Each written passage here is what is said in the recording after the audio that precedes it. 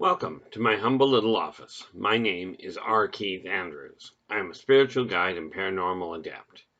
The journey continues today on May 13th, 2021 at approximately 6:46 a.m. PST. We've started down an interesting journey. And hopefully, in your world, you figured out at least one thing that you desire to change that you're not content with in your own world. Like I said, if we all take a look at our own little part of the world, and I'm talking just about your home, okay, just about that place you spend as much of your time as you can, or don't. Okay, some people it'll be home, some people it'll be your office. In my case, they're one and the same. But just start with one thing that you're not content with, and make a change to that. Because the long and the short of it is, if we all change the negative things, the things that we're not content with in our own life, what we're left with is a world that we're all content with. Now, you're not going to make everybody happy. That's just the way it is. So you start off, and you only start with making yourself happy. But remember, karmic law is pretty cut and dried. Do unto others as you desire them to do unto you. Okay, now that applies to do unto anybody. Okay, quite literally, it means people, non-people, animals, plants, whoever you call God, you treat them all the same way you desire to be treated. Okay, you do not build a world based on fear. A world based on fear begets fear. Okay, yeah, unfortunately, well, anyway, the reality from my standpoint is simple. This is where karmic law, energy out, energy in comes in. If you're putting out fear, if you're promoting fear, and especially with those of you that are supposedly spiritual guides, okay, spiritual guides, religious leaders, whatever, okay, if you're promoting fear the person you're supposed to be following, you may be walking down a road that's really complicated, and I strongly encourage you to modify your outlook, and even more strongly encourage the people that you're leading to question your leadership. If you're promoting fear, especially if you're promoting fear in the name of, if you're promoting fear in the guise of love, okay, worship me because I can bring all this stuff to you, but make sure you fear me. That's not called worship. That's called intimidation. And in all fairness, in my world, and I am a firm believer in God by any name, and I don't care what people call it. Okay, call it what you will. The important factor is, do unto others as you desire them to do unto you. Now, I'm not saying you should believe everything I say. As a matter of fact, quite frankly, question everything I say. See if it fits. See if it makes sense. If it does, great. Give us a thumbs up. Subscribe to our channel, because this is a journey that we're going to be on as near as we can figure. Whether we stay working on the video or not depends entirely on how technology in our life goes. But are we going to continue down this road with or without technology? Absolutely. Okay. Quite often the conversations that I get into with other people around, like with people on the street, pretty much boil down to the same thing I'm going through here. And I mean, you take a look at any of the religious leaders in the past, or any of the spiritual guides in the past. Okay, the so-called wise men. Okay, and this is one of the things I've noticed. The wisdom of the seniors. There's two commodities on this planet that have been totally undervalued, and that's the wisdom of the seniors and the enthusiasm of the youth. Okay, now, in my opinion, the seniors qualify as anybody older than you. It's just that simple. I mean, they can be 6 minutes older than you. They're still senior. The youth are anybody they're younger than you. It does not a senior is not determined by the color of your hair or by the number of years that you've lived. Okay. It simply is indicated by a comparison to your age compared to somebody else's. Okay, if you're older than them, you're a senior to that person. If you're younger than them, you're a junior, then you're a youth compared to them.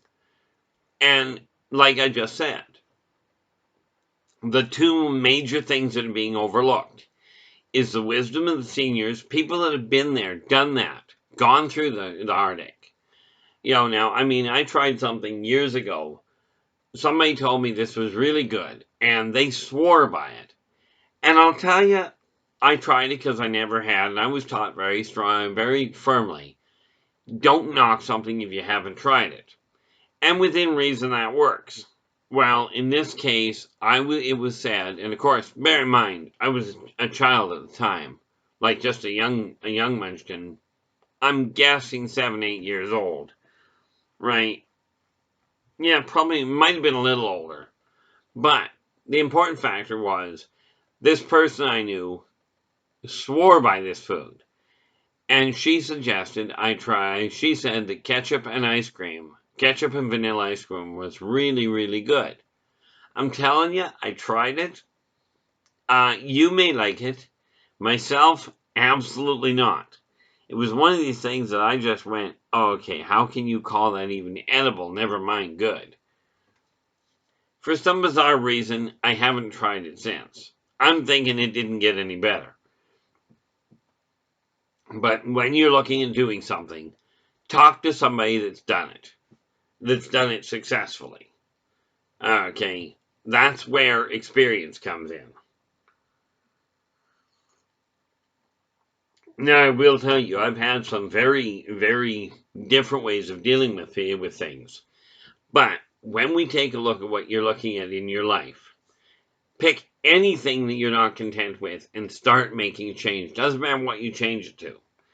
I mean, if you think about it, this is just a tube of toothpicks. It's what I used to paint with. Right? But if I'm holding on to this and I don't like it in this hand, I can change it.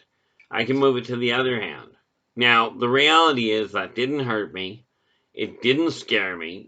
Change is not painful. It's not frightening. Okay. But if I don't like it when I get it over here, I go, no, that doesn't work. So I'm going to change it again. I'm going to put it over here. And it doesn't hurt, doesn't scare me, but it's no longer in either hand. The fact is, if you don't like something, make a change. Doesn't matter what you change it to, because you can always change it again. Okay. As in, I don't want to leave it there, so I'm going to change that. Didn't scare me, didn't frighten me. Okay. It didn't change the fact that I had put it over there in the first place. But, because I cannot go back and change that which has already been done. But it has moved it to another place. Okay. Yes, I fidget a lot. I do that while I'm sitting working too, so, that's just the way that is. But, when we all start actually paying attention to one little detail, the fact is, no matter who you are, no matter where you are, whatever is going on, everybody watching this video is in exactly the same part in their life.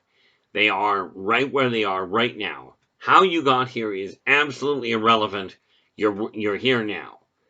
Okay, give us a thumbs up on the video. Subscribe to the channel. There's a lot of other videos that are out. Okay, we've put out one almost every day since March 6th. Okay, there is a subset of videos. There's two subsets that you might want to take a look at. Okay, that you might desire to look at. One subset is titled Language.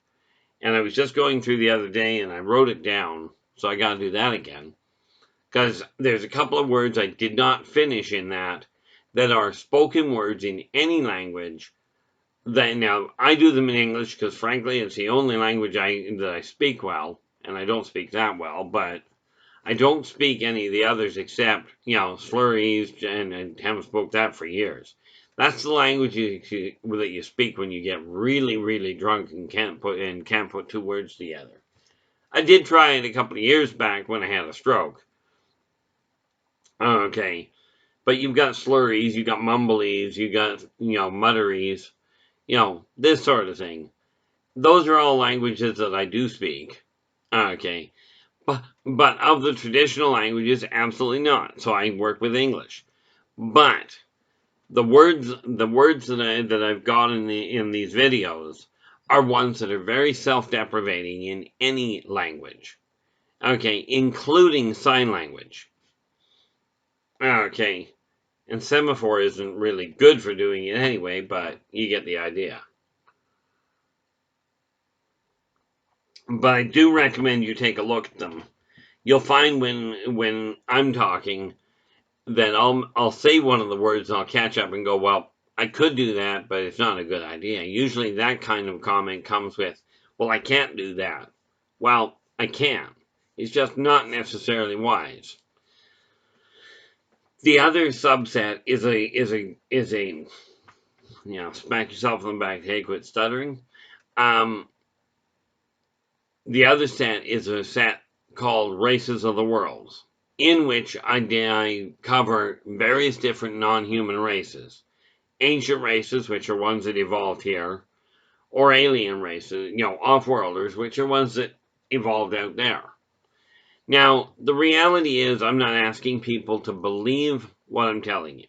As a matter of fact, I'm telling you flat out, question all of it. I still question what I see. Okay, and I've had some conversations with people that make me really question what I see, but the reality is it always comes back to the same thing.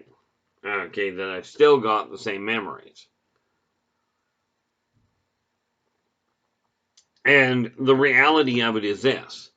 The number of people that have corroborated what I've seen or have come out and directly identified me for what I've been doing is just way beyond count. And frankly, I've had it so often that I've just gone, okay, I am that I am, and what I am telling you is simply what I believe, what I've come to experience. Question everything. As it was put to me by one person, regarding the way I look at the world, one person told me flat out, take everything that you see, everything you talk about. And they said, look, because what I did, we'll go back a fraction here.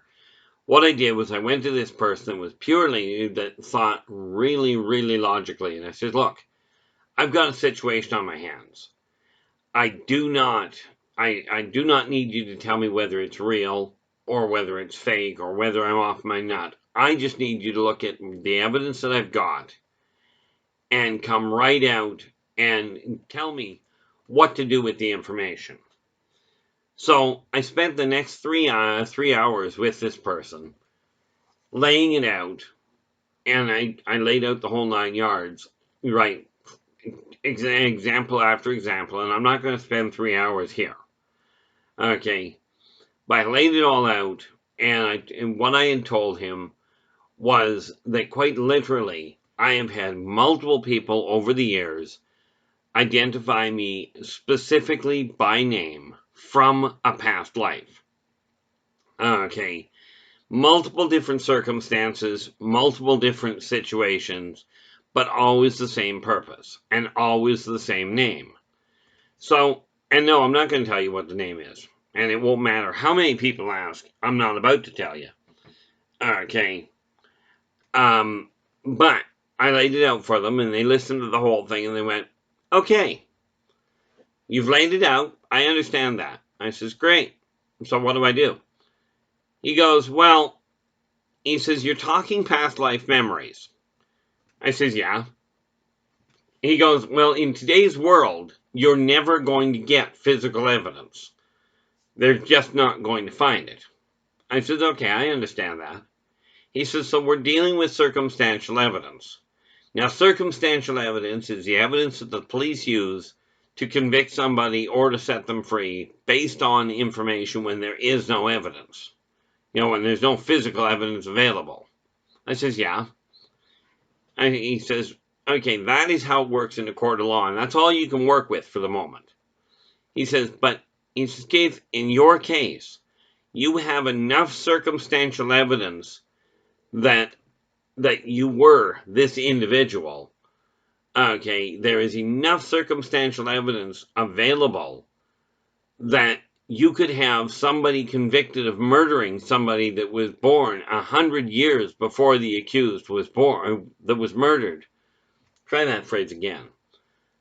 He said, you have enough circumstantial evidence to convict somebody of murdering somebody that died 100 years before the accused was born.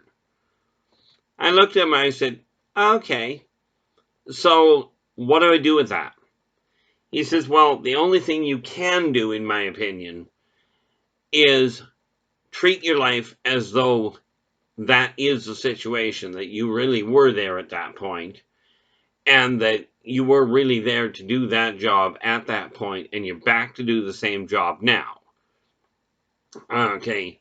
He says, but keep an eye open for that one piece of evidence that may derail the whole thing. He says, it may or may not exist. But for the moment, take it for granted you've come back. Take it for granted you were here all those years back, and you're back now to do the same job. I said, okay. Now, I was told by another person, it was confirmed, well, it was funny because it was confirmed by my father on his deathbed that all of my memories, and he specified my lab, alien abduction, psychic phenomenon, past life memories. Okay, he says healing, healing rate. He says all of these things are real. Okay. He says, I could not tell you before, but I have to, he says, I've got to apologize and tell you they are real. So here I am. Okay. And the message is very simple that I am aiming to get around the world, whether it's by technology or whether it's face to face. To me, it doesn't matter. What matters is the message gets out. And the message is very simple. Regardless of who you are, regardless of how you got to where you are, doesn't matter at all. Okay. When we work together, we can have peace on this planet. We can have unity. Okay, but it's going to take everybody's effort from all walks of life, from every race, from every species. Okay. And for me, the goal is real simple. Reach out, get in touch with all peoples. I'm not telling you what church to go to. As a matter of fact, I'll tell you flat out, whether you go to a church, a coven, a temple, doesn't matter. Stay going where you feel comfortable. Okay, the brotherhood of those places are absolutely necessary. They help provide family where sometimes family doesn't exist. Now, family is a critical issue here. Okay. But family, let's be clear, bloodline family does not always work well. Okay. Sometimes your chosen family, and understand when I'm talking chosen family, I'm talking the ones that are supportive of you, that are not killing people in whatever name. I'm talking the ones that are actually encouraging you to go out, be productive, to do, to enjoy life. Okay, sometimes those are easier people to deal. Those are the family where bloodline fails. Now, you can never knock bloodline out of the equation. Okay, but whether I do this by video or whether I do it face to face, I don't care. Okay, the fact of the matter is, this message has to get out. The people that are out there propagating fear, propagating violence, and I call it propagating violence when you know that on the front page of whatever, on Facebook, if you're posting scenes of people murdering people, if you're posting scenes of people abusing animals, okay, you're promoting fear. You're promoting degradation of other people. You're promoting bullying. Now, think about whether or not you would appreciate that being aimed at you. There are countless examples of people that have committed suicide because they couldn't take the stress of what they call cyberbullying. Okay, cyberbullying is just another venue. It's kind of like going, well, it's cyberbullying, or it's school bullying, or it's workplace bullying. You notice the common word is called bullying. It's trying to exert dominance over somebody that you don't have to exert dominance over. But you do it with the idea that it makes you better. Okay? And it may make you feel better. I don't know. Lord knows that that it doesn't work for me. When I lose my temper and tear a strip off somebody, it never makes me feel better. Okay? I've never found it made me feel better. At the time, it certainly released stress. But people have to realize, if you're going to a group of people and they're saying they're isolating anybody and going, these people matter more than those people. Like this idea of Canada, the US, and there's a number of, I think England and Russia fall into there. I don't know. They call them first world countries. Okay, and then you've got places that are racked with poverty. Okay, and minimal technology, and people refer to those as third world countries. I'm telling you, we're all on the same world, and it is the first one. Okay, there is no difference between a pauper and a millionaire aside from the size of his pocketbook. There is no difference between somebody that goes to a church or a temple or a coven and somebody that just goes out in the middle of the bush and sits down and has their connection that way. There's no difference between them, except there's a whole lot less people around the people that go out in the bush and sit down. Okay, that's the only difference. That and the fact that, like, I was literally told at one point that I would have been invited to this person's gathering if I had been dressed better.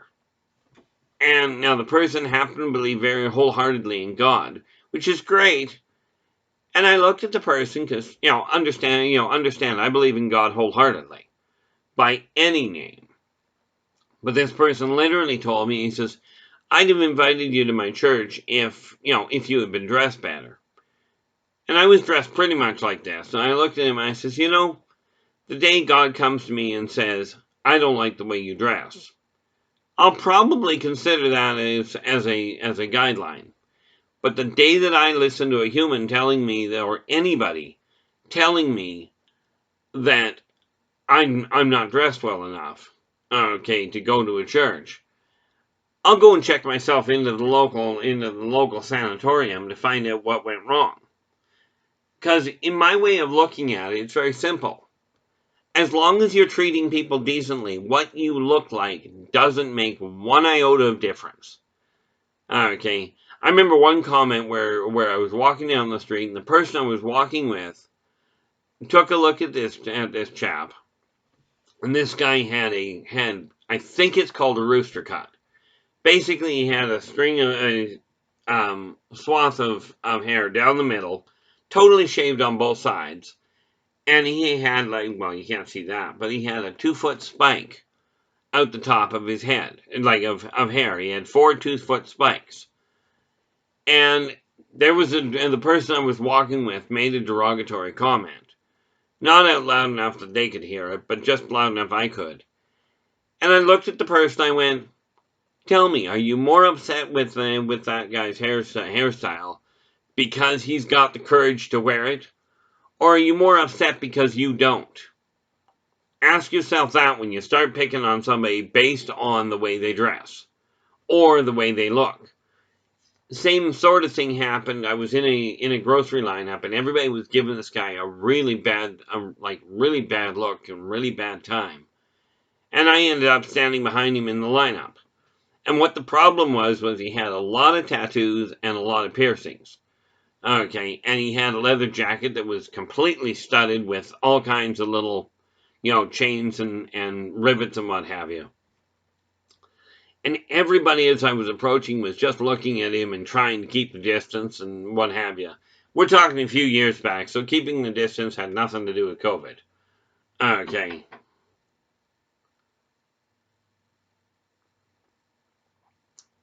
But I walked up behind the guy and I looked at him and I looked him over. And of course, he had this same idea of, you're going to make some sort of derogatory comment. And I looked at him and I said, so did you do that yourself? And he looks at me and he goes, the piercings? I says, no, I'm presuming you didn't do the piercings. I'm referring to the leather work. He goes, yeah. I says, well done. It's really good. I says, you've done a really nice job. I says, I love the tattoos, and the tattoos and the piercings, teach their own. I said, the piercings and the tattoos are definitely not my thing, but you've done a good job. You've had a good job done. The leather work is phenomenal. And the guy looks at me and he goes, you like it? I said, it's a form of art. Yes, I like it. I said, I wouldn't, the jacket, I would wear. Okay, the piercings and the tattoos, not a prayer. But that doesn't mean they're not good for you. That just means I personally wouldn't wear them. I wouldn't have them done to me. And everybody around us looked at me really weird. It's like, and like I told them, I said, what's the difference between this guy and you? Right? To me, it's real simple. Express yourself in a polite way, however you please. Stay within the confines of the law, absolutely. Okay, I've seen a lot of tattoos and a lot of tattoo artists that have done phenomenal jobs. Okay, a lot of paint work. I think they call it paint work. Okay, as far as tattoos go. I've seen a lot of tattoos that are phenomenal. Okay, I wouldn't personally get one on me and haven't got one on me. But that has more to, that's just me personally. Okay, the artwork, in my opinion, is great. It's kind of like when you look at wall art. Now, I wouldn't be caught dead doing wall art because, frankly, I can't draw a straight line. So that's out of the equation. But it's time for everybody to really take a look at things and decide, am I going to continue promoting violence by spreading the word? Yeah, there's violence all over the place. Fear everybody. Okay, call everybody really derogatory names because that always makes people feel better. When people start calling me names, I usually look at them and go, do you feel better? And of course, what do you mean? Well, the way you're treating me, it makes me feel like garbage, so I'm hoping it's doing something for you. If you're doing this in your life, picture what would happen if you turn around and don't picture it, give it a shot. Instead of degrading other people, compliment them, smile at them, see how much better you feel, and watch the side effects of how much better they feel. It is now time for people to stop looking at stop really pushing the violence. Stop really pushing the isolation and the separation. There is no functional difference between people of various colors and of various genders. Okay, there's no functional difference. Okay, I can tell you all sorts of differences, certainly. Hair color is a big one. But let's face it, the fact of the matter is, people still desire to be treated with respect. They still desire to be happy. When people are happy, they still laugh. When people are sad, they still cry. When they're tired, they sleep. When they're hungry, they eat, if at all possible. Okay, these are all similarities. It's time people start really focusing on the similarities. Now, with this in mind, if you've got questions, because we're down to the end here, if you've got questions, look at the bottom of the video. There's all kinds of ways of contacting me. All kinds of different methods. Okay. Reach out to me. I'm on Twitter. I'm on LinkedIn. I'm on Facebook. And obviously I'm on YouTube. Okay. There's also a list of publications that I've personally put into print that you can only get through me at this point. Okay. So give us a thumbs up. Subscribe to the channel. And we will talk to you again tomorrow. Until then, take care of yourselves and each other, and for pity's sakes, stay positive.